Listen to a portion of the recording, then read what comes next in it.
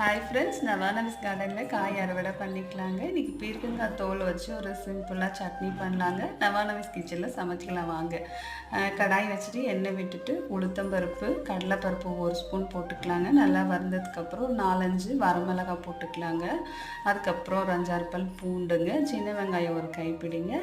பீர்க்கங்காயில் எப்பவுமே எனக்கு 2 யூசஸ் இருக்குங்க. தோலை வச்சு துவையல் பண்ணிக்கலாம், காயை வச்சு கூட்டு பொரியல் பண்ணிக்கலாம். தோலை உள்ளே போட்டு நல்லா வதக்கணுங்க. பச்சை வாசம் போனதுக்கப்புறம் நல்லா வதக்கிட்டு அதுக்கப்புறம் தக்காளி ஒரு 2 தக்காளி ஆட் பண்ணிக்கலாங்க. க்ரீன் கலராகவும் செய்யலாம், வெறும் பச்சை மிளகாய் மட்டும் வச்சுட்டு தக்காளி வைக்காமல் புளி வச்சும் செய்யலாம். இந்த மாதிரி செஞ்சோம்னா டிஃபனுக்கு ரைஸ்க்கு எல்லாமே சூப்பராக இருக்குங்க. தக்காளி போட்டுட்டு கொஞ்சம் உப்பு போட்டுட்டோம்னா சீக்கிரமாக நல்லா வதங்கிடுங்க. இந்த மாதிரி நல்லா வதங்கினதுக்கப்புறம் கொஞ்சமாக தேங்காய் ஆட் பண்ணிக்கலாங்க. நல்லா இருக்குங்க டேஸ்ட்டு. இப்போ நல்லா ஆறுனதுக்கப்புறம் அரைச்சிட்டா தாளிப்பு போட்டதுக்கப்புறம் சூப்பராக இருக்குங்க. நவானவிஸ் கிச்சனை சப்ஸ்கிரைப் பண்ணுங்கள். பாய்.